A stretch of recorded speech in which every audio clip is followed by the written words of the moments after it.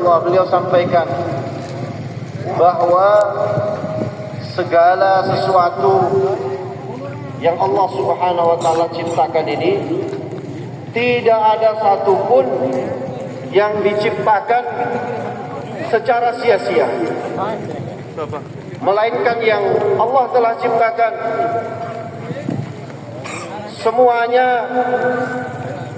Allah Subhanahu wa taala ciptakan dengan keinginannya, dengan iradahnya, yang mana keinginan Allah tidak ada bercampur sedikit pun dengan keinginan makhluknya. Hadirin, jadi semua yang diciptakan Allah ini benar-benar murni dari kehendak Allah Subhanahu wa taala, tanpa ada campur tangan dari makhluknya. Kemudian hadirin, setelah menciptakan seluruh makhluk ini, Allah Subhanahu wa taala mengatakan di dalam Al-Qur'an, beliau tadi bacakan ayatnya, bahwa apakah kalian menyangka bahwa kami menciptakan kalian makhluk ini tidak ada maksudnya? Maka hadirin yang dirahmati Allah, beliau sampaikan Allah ingin mengatakan kepada kita, jangan sampai ada pemikiran di dalam otak kalian, dalam pikiran kalian, bahwa yang mulai besar sampai yang kecil ini ada makhluknya Allah yang diciptakan secara sia-sia. Melainkan mulai dari yang besar, yang kecil, semua diciptakan oleh Allah memiliki maksud. Allah letakkan maksud di dalamnya. Dan kemudian beliau lanjutkan hadirin ayat tersebut, bahwa kalian itu nanti akan dikembalikan kepada kami. Jadi semua makhluknya Allah Subhanahu wa taala, terutama manusia ini, mereka semua akan kembali kepada Allah dan akan mempertanggungjawabkan amalnya masing-masing di hadapan Allah Subhanahu wa taala.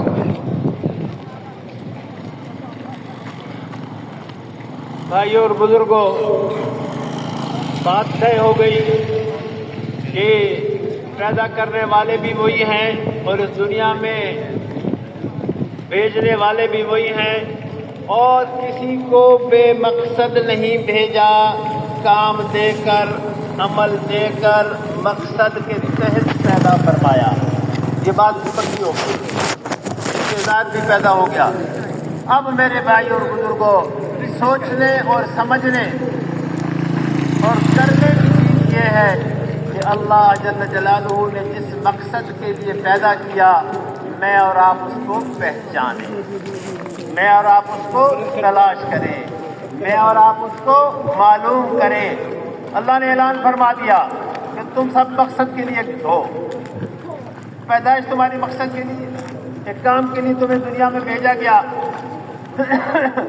और अब ये काम जो हमारे ज़िम्मे है और जिसके लिए अल्लाह ने हमें दुनिया में भेजा, उसको मालूम करना मेरे और आपकी जिम्मेदारी है। अल्लाह फरमा रहे, वमा खलक़्तुल जिन्ना वल इंसा इल्ला लियअबुदून मा उरीदु मिनहुम मिन रिज़्क़िन वमा उरीदु अन युत्इमून इन्नल्लाह हुवल रज़्ज़ाक़ु ज़ुल क़ुव्वतिल मतीन। वादे कर दिया सब कुछ। अल्लाह फरमा रहे कि अपनी इबादत के लिए,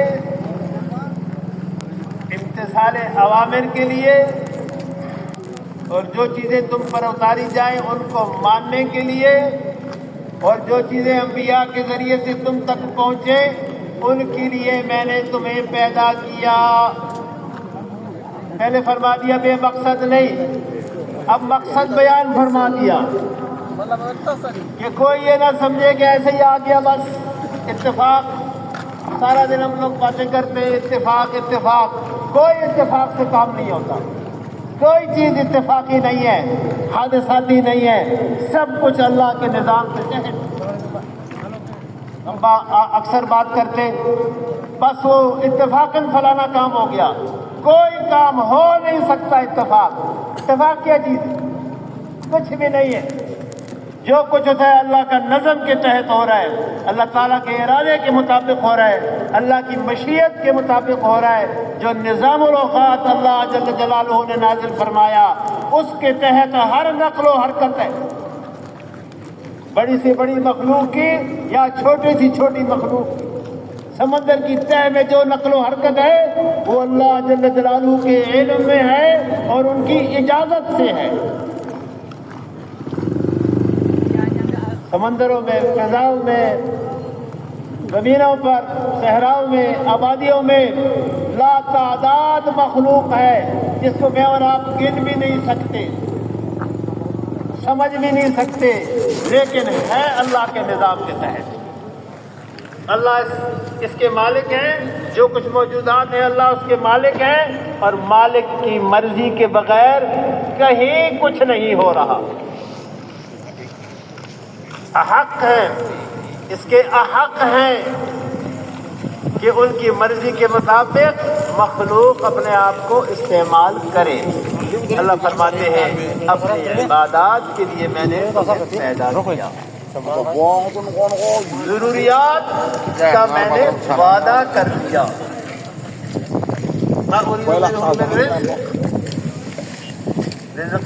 روزی ہر ایک بھاگتا دوڑتا پھر رہے، فرماتے میرے ذمے، اللہ فرماتے میرے ذمے یہ سب کچھ میں تمہیں دوں گا، تم وہ کرو جو میں تم سے چاہتا ہوں۔ جس سے پوچھو کہاں ہو بھائی، فلان جگہ وقت دے دو، فارغ کر دو، کہ جی روزی کما رہے ہیں۔ اور روزی کہاں سے آ رہی ہے؟ روزی آ کہاں دے رہی ہے؟ میں کما رہا ہوں، آپ کما رہے ہیں، ہماری طاقت ہے کہ ہم روزی کمائیں؟ ایک دانہ بھی کھا لے کہیں سے، یہ طاقت ہے کسی کی؟ ایک دانے کی طاقت رہی، ایک ذرے کی طاقت رہی کہ ہم کہیں سے اپنی مرضی کے مطابق لے لیں؟ اللہ فرماتے یہ سب میں نے اپنے ذمے لیا ہے، تمہیں پیدا کیا، تمہارے ساتھ ضروریات پیدا کی، اور ان ضروریات کے پورے کرنے کا ذمہ میں نے لے لیا۔ تم یہ دیکھو کہ تمہارے ذمے کیا ہے۔ Jadi hadirin yang dirahmati Allah, beliau mengatakan bahwa setelah penjelasan tadi kita bisa simpulkan, hadirin yang dirahmati Allah, kita diciptakan oleh Allah Subhanahu wa taala ini bukan sia-sia, melainkan ada tujuannya. Segala sesuatu yang Allah ciptakan memiliki tujuan dan maksud, hadirin. Maka kita ini harus bertanggung jawab, memikirkan apa sebenarnya Allah Subhanahu wa taala maksudnya mendatangkan kita ke dunia. Karena tadi Allah mengatakan bahwa satupun kalian ini, terutama manusia, tidak ada yang datang ke dunia melainkan dengan keinginan Allah dan didatangkan dengan satu maksud. Maka hadirin yang dirahmati Allah, kita harus pikirkan apa maksud Allah Subhanahu wa taala mendatangkan kita sebagai manusia. Ini pertanyaan besar, hadirin. Dan satu yang harus kita pecahkan, hadirin yang dirahmati Allah, untuk apa Allah datangkan kita ke dunia?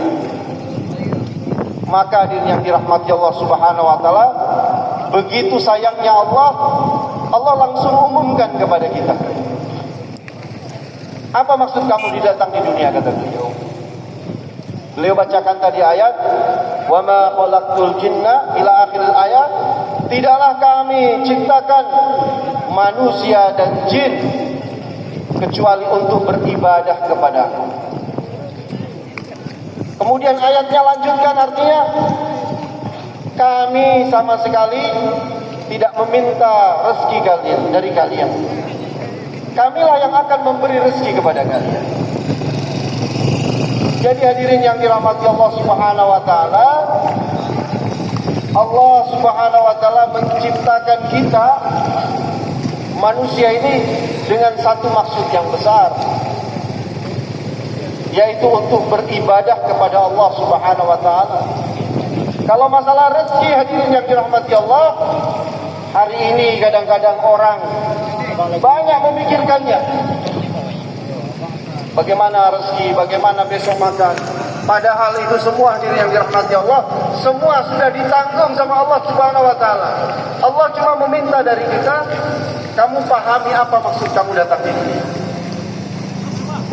Kamu laksanakan apa maksud kamu di dunia, yaitu semua perintahku dan apa yang dibawa oleh nabiku itu jadikan sebagai maksud hidupmu. Kamu laksanakan dalam kehidupan. Karena hadirin yang dirahmati Allah, tidak ada satu makhluk pun, bahkan peristiwa apapun yang terjadi ini dengan kebetulan.